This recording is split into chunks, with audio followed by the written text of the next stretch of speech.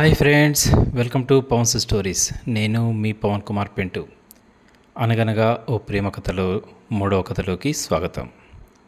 కథలోకి వెళ్ళేద్దామా? అనుకోకుండా ఓ పెద్ద గ్రాండ్ ఫంక్షన్కి వెళ్ళాల్సి వచ్చింది.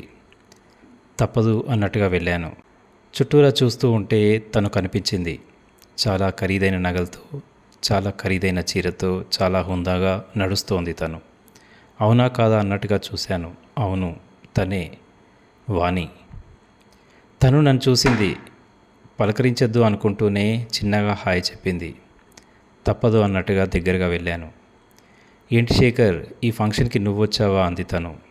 తన మాటల్లో ఇక్కడికి పెద్దవారే వస్తారన్నట్టుగా ఉంది తను. ఈ ఫంక్షన్ మా ఆయనే అరేంజ్ చేస్తున్నారు.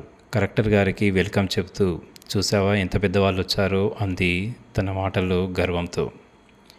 నా గుండె ఒక్కసారిగా చివుక్కుమంది.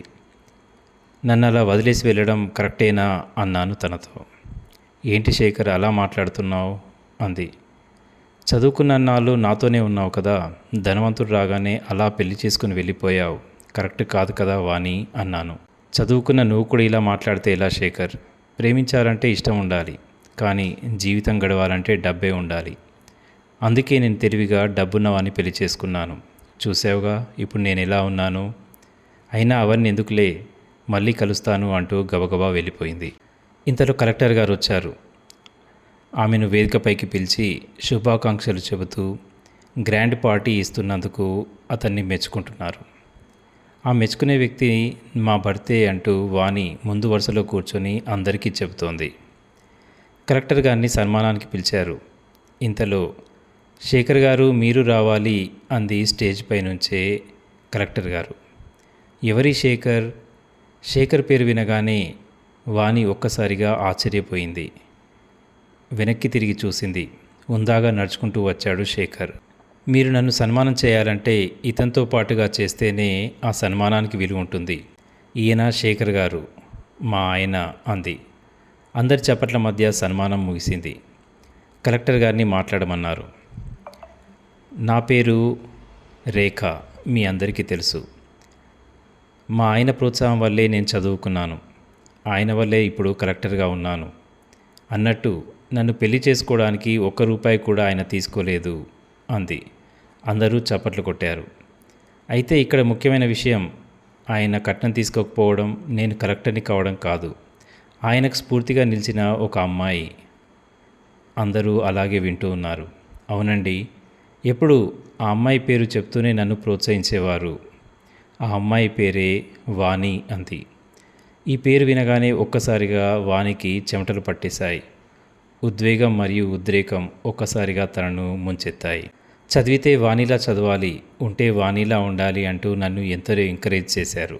వాణి ఎవరు అని ఎన్నోసార్లు అడిగాను. తను నా బెస్ట్ ఫ్రెండ్ అంటూ చెప్పారు. నేను కలెక్టర్ కాగానే తనను పరిచయం చేస్తానని కూడా చెప్పారు. ఇదిగో ఇప్పుడు కలెక్టర్ని అయిపోయాను, ఇక తనను పరిచయం చేయాలి అంది నవ్వుతూ. సభ ముగిసింది. అందరూ విందు వైపుగా కదిలారు.